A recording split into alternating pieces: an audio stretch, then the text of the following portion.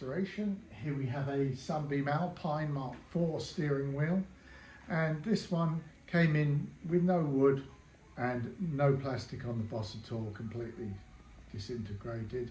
And we've created a faux wooden rim, and as you can see, it's got all the original features of the wooden version of it. The finger grips on the back, the profile of the rim itself is exactly the same, and we've got the black inlay on the front of the rim here, and it's in a dark colour as Sunbeam Alpines were originally.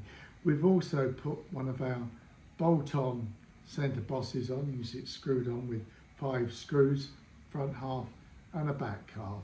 But that's the Sunbeam Alpine Mk4.